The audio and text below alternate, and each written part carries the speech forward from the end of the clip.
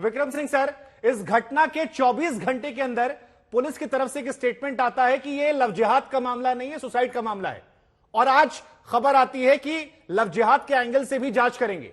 अब सवाल यह है कि अगर तब नहीं था तो अब जांच क्यों की जाएगी? अब एक मंत्री कह रहे उस दबाव में, या पुलिस ने जल्दबाजी कर दी वो स्टेटमेंट देने में, क्योंकि तब तक कुछ भी नहीं निकला था, केवल एक केस आया था और 24 घंटे के अंदर पुलिस के एक बड़े अधिकारी ने कह दिया कि नहीं नहीं जी, ये लव जिहाद का मामला नहीं है, ये मामला केवल सुसाइड का है। कैसे देख रहे पुलिस की जांच को?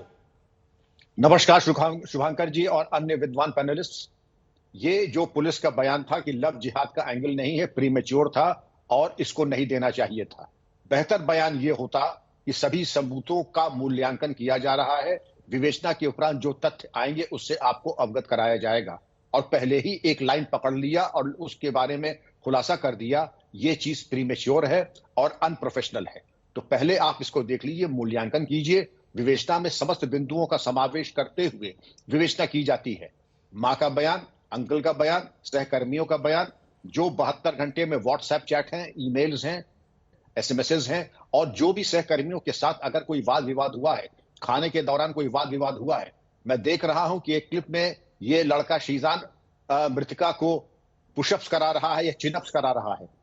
किन परिस्थितियों में वो चिनअप्स करा रहा है, क्या उसका बैकग्राउंड है, ये सब चीजें विवेचना का विषय है और इसके ऊपर कम से कम मैं टिप्पणी अभी नहीं करूंगा। लेकिन पुलिस को चाहिए कि समस्त बिंदुओं को समावेश करते हुए इलेक्ट्रॉनिक, वर्बल और सर्कमस्टांशियल, उसके आधार पर जो वो अकाट्य सबूत पेश करेंगे धारा 306 आईपीसी की, उसके बारे में उनका बयान आना चाहिए था। न कि पहले ही कह देना कि लव जिहाद का एंगल नहीं है। वो उनकी क्या मजबूरी थी कि उन्होंने ये बयान दिया है? ये अनप्रोफेशनल है। नहीं तो सर, अगर ये बयान निकलकर सामने आता है तो फिर आपको नहीं लगता कि ये पूरे मामले को भ्रमित करने वाला था? क्योंकि जांच अभी शुरू नहीं हुई है और बहुत सारे, अगर अब वो कह रहे हैं कि लव जिहाद है, तो ये जांच पर सवालिया निशान भी खड़ा करेगा कि क्या एक प्री माइंड सेट से जांच तो नहीं की जा रही है। और दूसरा सवाल, क्योंकि आप पुलिस में बड़े ओहदे पर रहे हैं, क्या ये वाकई में कोई लव जिहाद जैसी चीज है या फिर सियासतदानों और कुछ हिंदू मुसलमान करने वालों ने थ्योरी दे रखी है? आपका इस पर टेक क्या? उसके बाद मैं बाकी मेहमानों पर जाऊंगा। बिल्कुल, मैं 1 मिनट में आपकी कम में आपका जवाब देता हूं। सबसे पहले ये कह देना ही अनप्रोफेशनल है कि ये लव जिहाद नहीं है। अभी पोस्टमार्टम हुआ नहीं, आपने कभी 24 घंटे विवेचना को दिए नहीं। किस बुनियाद पे आप कह रहे हैं ये है, ये नहीं है? 90 दिन सीआरपीसी आपको टाइम देती है, आप और टाइम ले सकते थे। बेहतर होता कि अपना होमवर्क कर लें, साक्ष्य संकलन कर लें और उसके बाद बात करें। लव जिहाद की जहां तक बात आती है, उत्तर प्रदेश में कानून है prohibition of unlawful religious conversion ordinance 2020। कोई जरूरी नहीं है कि कोई जबरदस्ती अपनी आइडेंटिटी छुपा तभी लव जिहाद होता है।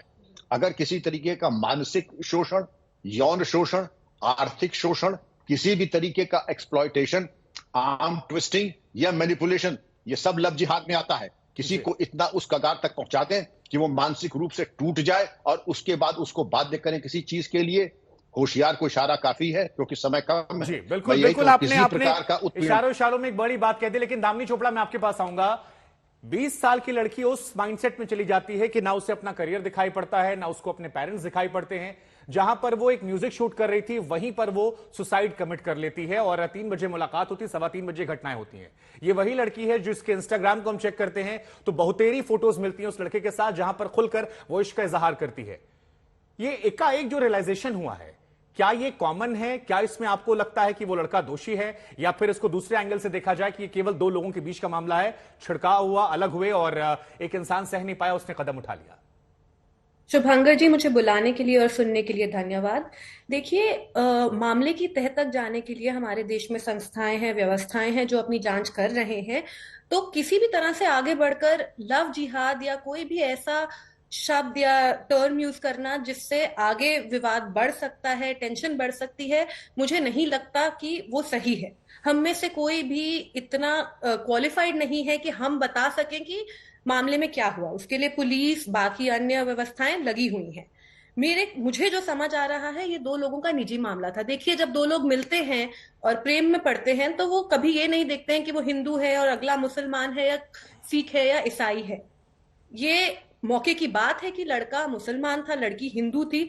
अगर उसने अपने धर्म को किसी तरह से उस लड़की पे थोपने की कोशिश करी जिससे उसको मानसिक हानि हुई और आगे जाके उसने ये कदम उठाया, तो ये पुलिस तय करेगी। बिल्कुल, आपने बहुत खूबसूरत बात आपने दामिनी कही कि 2 लोग प्यार में पड़ते हैं, वो धर्म नहीं देखते। लेकिन अगर प्यार में पड़ने पर धर्म नहीं देखते तो बिछड़ते वक्त धर्म देखकर क्यों अलग हो जाते?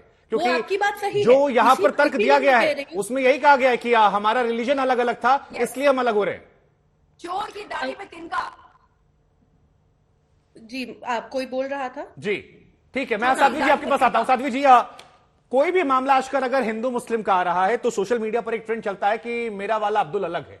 अब ये बड़ा ट्रेंड चल गया है। लोग कहते हैं कि आफ्ताब इसी से डर गया था। श्रद्धा वाले मर्डर केस के बाद इसको लगा, लड़के को, शीजान को कि हमारे साथ भी ये हो सकता है। उसने अलग होने का मन बनाया क्योंकि सियासतदानों ने, कुछ धर्म के ठेकेदारों ने जहर इतना घोल रखा है। तो ये जो थ्योरी निकली है कि मेरा वाला अब्दुल अलग है हर घटना के बाद, ये आप कैसे देखती हैं और इस मामले को धार्मिक एंगल से देखती हैं या दो लोगों का मसला मानती हैं? देखिए, सबसे पहले शुभांकर, मैं तुनिशा की मदर को डीपेस्ट कॉन्डोलेंसेस। वो एक बहुत ही टफ टाइम से गुजर रही हैं। ईश्वर उनको सामर्थ्य दे इससे बाहर आने का। और सेकेंडली, हमें बहुत सेंसिटिव होकर बात करनी पड़ेगी क्योंकि एक यंग बच्ची की जिंदगी यहां पर उसने खोई है।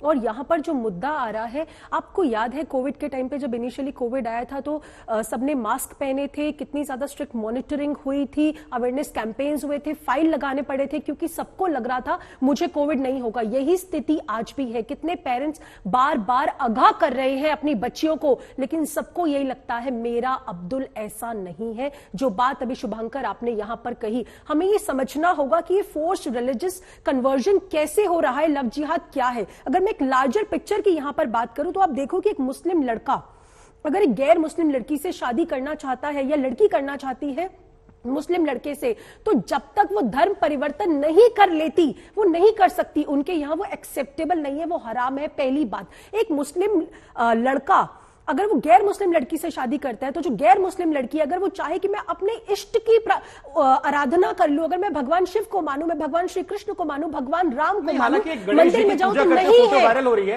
एक सेक्लूडेड आप सेक्लूडेड केस की बात कर रहे हैं, दैट इज सेक्लूडेड। अगर सेक्लूडेड केस की बात मत करिए ना। आप देखिए ना अंकिता का किस तरीके से शाहरुख ने क्या हाल किया। एक लड़की, अभी जब श्रद्धा आफ्ताब का केस अभी चल ही रहा था, अभी 48 आवर्स भी नहीं हुए थे, उसमें लखनऊ ने एक लड़के ने धक्का मार के उसे गिरा और उसकी मदर वो रो रही है, चीख रही है, चिल्ला रही है कि कह रहे हैं कि फोर्स्ड कन्वर्जन करो। ये क्या हो रहा है हमारे देश के अंदर? अगर ये लड़का शीजान नहीं होता तो भी क्या आप यही आरोप लगाती? अगर ये लड़का शीजान नहीं होता तो उस लड़के को ये पता था ना कि मेरा धर्म आड़े आ सकता है, मेरा धर्म आड़े आ रहा है, तभी तो ये प्रॉब्लम हुई है। धर्म आड़े ही नहीं आता जब he was getting into the relationship. क्या उसे नहीं पता था कि मैं कौन से धर्म का हूं? क्या उसे श्रद्धा और आफ्ताब का केस देखकर पता चला? कि ये पूरा रैकेट है, प्लानिंग के तहत आता है। मैं ये कह रही हूं कि एक बहुत ही गंभीर समस्या है जिससे हमारा देश जूझ रहा है। इस पर्टिकुलर केस में उसका पता लगाना पड़ेगा, इन्वेस्टिगेशन होनी पड़ेगी, बट ये बहुत ज्यादा गंभीर समस्या। क्योंकि आई हैव टू क्वेश्चंस। अगर आप सिचुएशन को रिवर्स कर दो, क्या मुस्लिम लड़कियां हिंदू लड़कों से शादी कर सकती है? क्या ये अलाउ है उनके रिलीजन के अंदर?